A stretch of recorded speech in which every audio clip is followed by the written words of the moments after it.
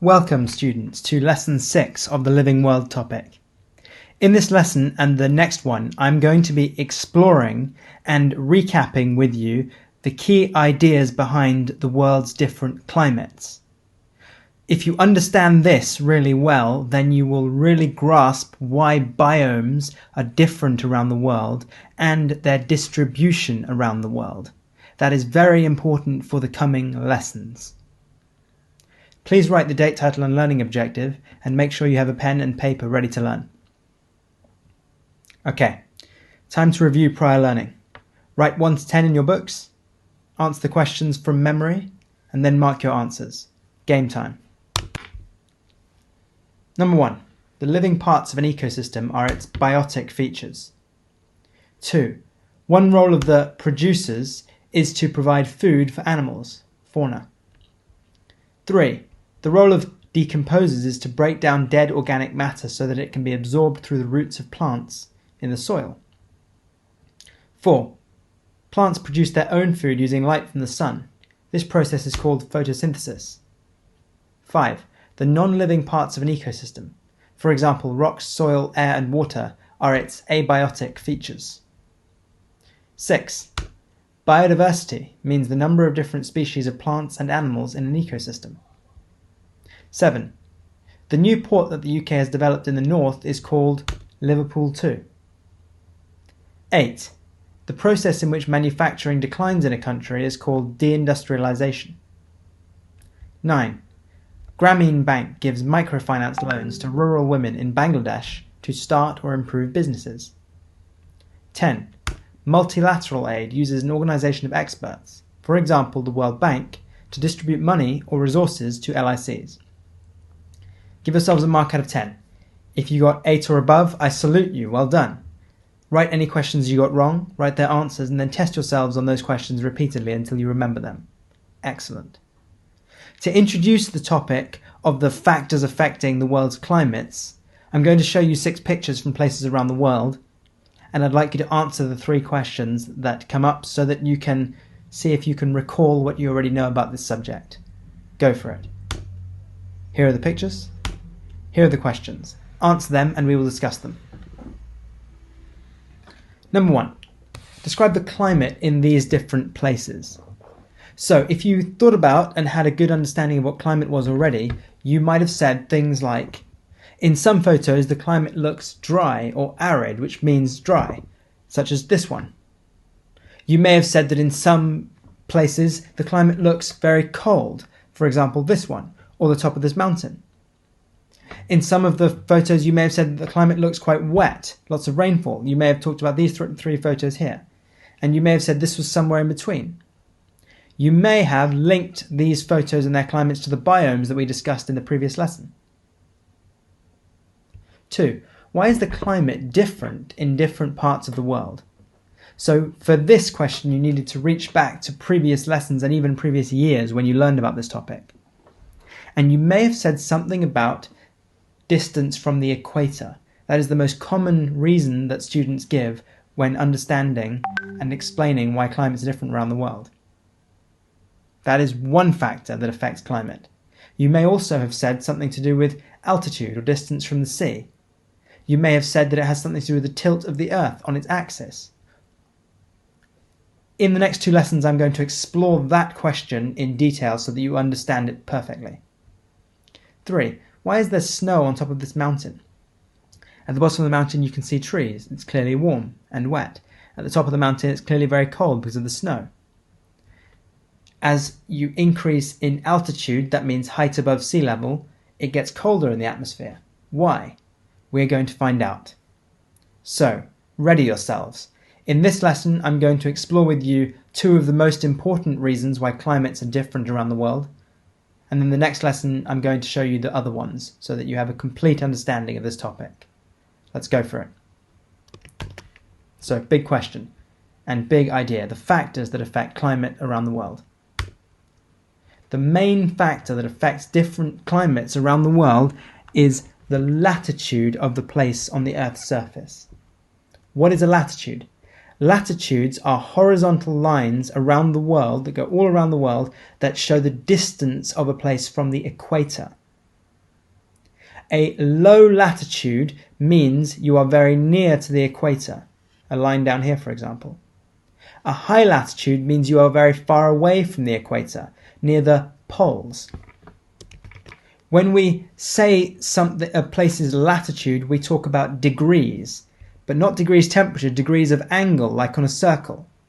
0 degrees latitude means you are on the equator, middle of the world. 90 degrees latitude means you are on the North Pole or the South Pole. And we say that you are either a certain degree north or a certain degree south of the equator. So for example, if you are 30 degrees north of the equator, you're at this line here. If you are 40 degrees south of the equator, you're just below this line here, so you're around here. Low latitude, near the equator, north or south of it. High latitude, far from the equator, either north or south of it. So how does the latitude of a place affect its climate? Well, to understand this, have a look at this picture. Compare Ghana at a low latitude near the equator to the UK at a high latitude far from the equator. Light comes in from the sun and hits the Earth's surface. Because the Earth is round, this changes the way that the light hits the Earth depending on how far you are from the equator. When light from the sun comes through the atmosphere at the equator, it's focused on a small area because the sunlight is direct from the sun. Therefore, around the equator, at this point A, the area of land on Earth gets very hot because the sunlight is focused over a small area, direct sunlight. Therefore, around the equator and near to the equator, the Earth is at its hottest. To understand this better, have a look at this picture here. You may have done this before in an experiment.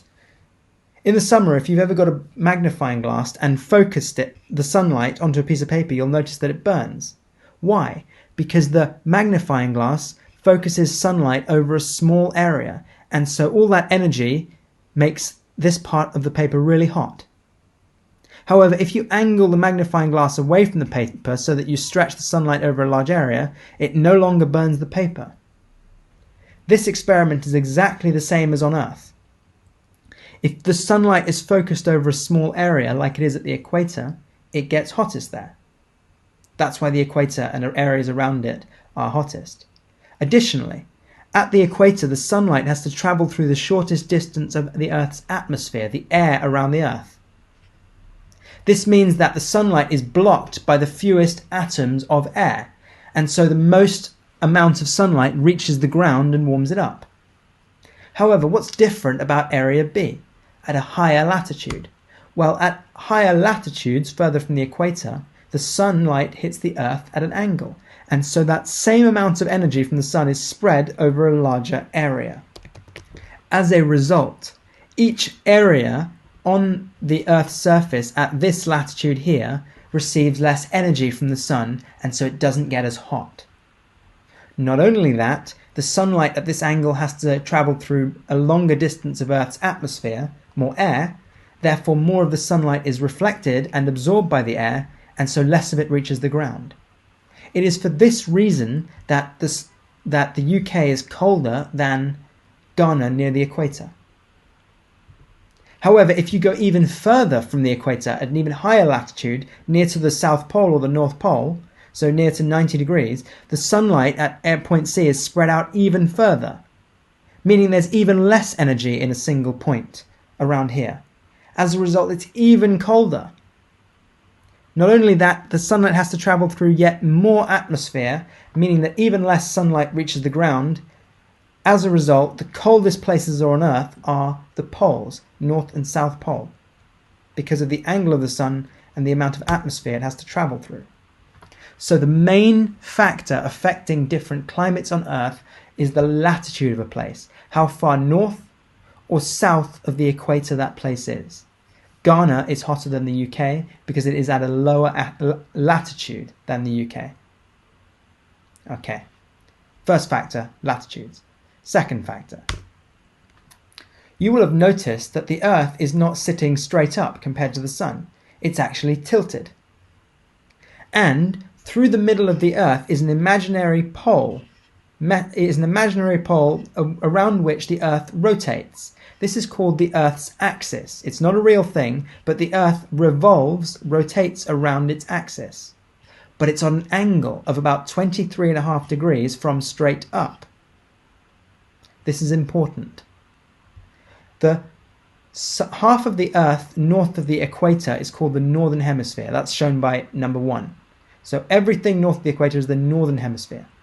And everything south of the equator, number 2, is the southern hemisphere. So both Ghana and the UK are in the northern hemisphere, but places like Brazil and South Africa are in the southern hemisphere. So why does the Earth's tilt affect a place's climate? Well, look at point A again. If you go to point A in the summer of that place's summer, so let's say June, and point A in the winter, so let's say December in Ghana, what you'll notice is that the angle of the sun to Ghana, to near the equator, changes very little around the equator. The sunlight is direct in summer over the equator, and it's still direct over the equator in winter. This means that the amount of energy that the equator receives isn't different between summer and winter. As a result, summer and winter are just as hot as each other if you are along the equator. Therefore, there are no seasons along the equator, because there's no difference in the amount of energy and the angle from the sun that the equator gets between summer and winter. So at low latitudes near the equator, there are no seasons or little seasons because the angle to the sun does not change very much. However, the further north or south of the equator that you go, the more this changes. Let me show you why. At the latitude of the UK, about 55 degrees north of the equator, look at the UK in summer and look at the UK in winter. The angle of the sun to the UK in summer is much more direct than in the winter, meaning that in the summer the UK gets more energy because it's spread over a smaller area than in the winter from the sun. Therefore, the UK's summers are hotter than the UK's winters.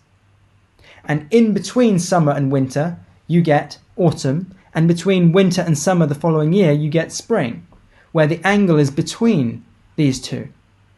This means that autumn and spring are not as hot as summer, but not as cold as winter. So because the angle of the UK changes between summer and winter, the UK has seasons. Hot summer, colder winter. The further north or south of the equator that you go, so the higher latitude you are, the bigger the difference between your seasons. The most obvious way that you can tell what season you're in the UK is by how much daylight you have. In the middle of summer in the UK, it stays light very long because the UK is pointing towards the sun for a long time. In the winter, much less of the UK is facing the sun, and therefore the days are shorter. This is really important. The Earth's tilt gives places further from the equator their seasons. If there was no tilt, there would be no seasons anywhere on Earth. Really important. Okay. Look at the angle of the UK in summer. Now look at the angle of the UK in winter. Big difference. Look at the angle of Ghana and the equator in summer, and look at the angle of Ghana and the equator in winter. Almost no difference. In Antarctica, in the South Pole, in fact, in winter, Antarctica doesn't even touch the sun. The sunlight in Antarctica's winter never reaches the South Pole, which means that it is permanently dark. So there are months at the North and the South Pole that are completely dark in winter because the sun never touches it. It gets unbearably cold here as a result. Make sure you watch these 2 videos before you leave this lesson. Okay, time to assess your learning.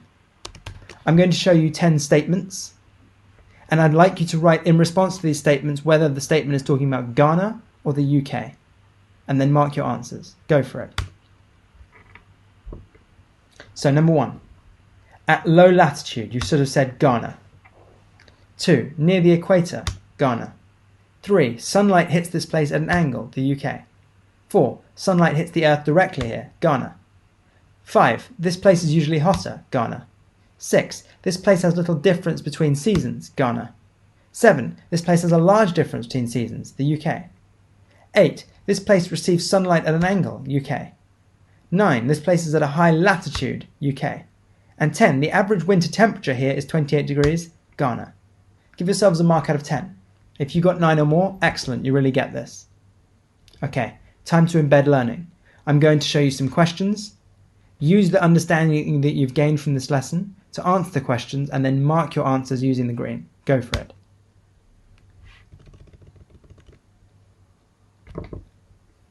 Okay. Number 1. What is meant by latitude?